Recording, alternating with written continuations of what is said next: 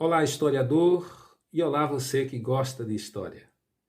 Vamos aqui continuar a nossa aula sobre Getúlio Vargas.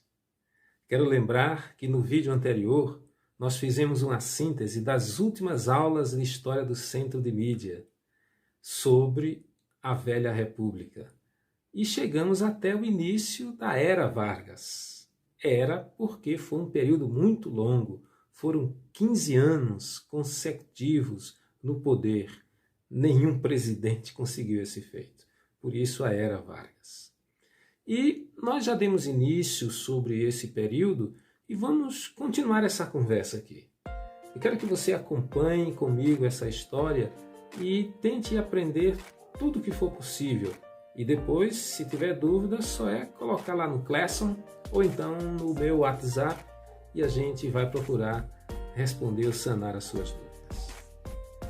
A década que Vargas assume o poder é uma década muito estranha, muita coisa está acontecendo no mundo.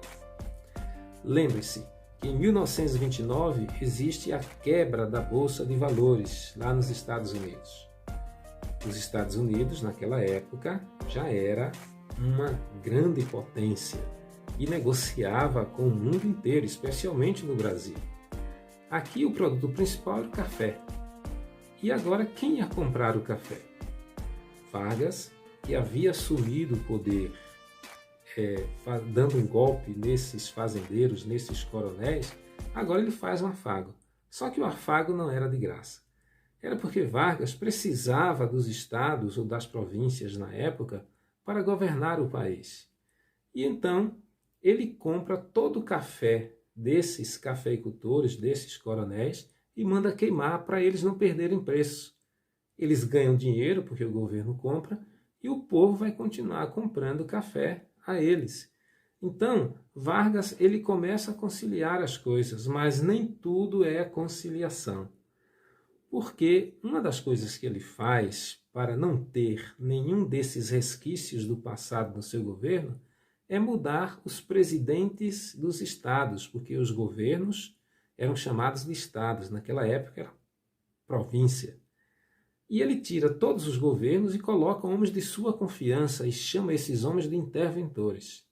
Ele só não faz isso com Minas Gerais, porque Minas Gerais havia apoiado a sua ascensão, havia dado todo o apoio para que ele iniciasse esse processo. Vargas também faz acordo com quem? Com a igreja. Sem a igreja ninguém poderia governar esse país, um país católico. E a igreja diz, olha, eu gostaria que tivesse aula de religião nas escolas públicas. Aí Vargas diz, tudo bem, vamos ter aula de religião. E quem vai dar aula? Só pode dar a igreja católica. Então a igreja católica abraçou o governo Vargas. E para comemorar esse acordo, o que foi que Vargas fez? Trouxe para o país o Cristo Redentor. E o Cristo Redentor, em 1931, é um símbolo desse acordo, mas é também um símbolo da centralização do poder de Vargas. Ele caminhava para todos os lados para se sentir seguro no seu poder. Só que, em algum momento, iria acontecer algumas crises. E é o propósito principal dessa retomada e dessa aula aqui, que é aquela revolução constitucionalista. Será que foi revolução mesmo? Veja só, os paulistas estavam revoltados porque haviam perdido a eleição. Aliás, haviam ganhado a eleição, mas não haviam assumido. E agora também porque tinha um interventor que não era paulista. E eles agora estavam se sentindo humilhados.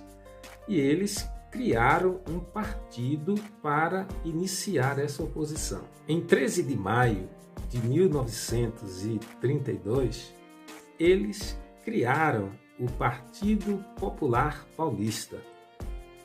E, a partir desse partido, eles fizeram uma oposição ferrenha ao governo Vargas. 13 pessoas morreram. Dentre essas, 4 estudantes. Esses 4 estudantes se tornaram um símbolo de oposição que, em 9 de julho de 1932, vai surgir aquilo, ou vai iniciar aquilo que foi chamado de Revolução Constitucionalista. No entanto, essa revolução que ocorreu, essa oposição, São Paulo ficou mais famosa pela arma criada, que foi uma tal de matraca. A matraca, ela fazia mais barulho do que cuspia bala.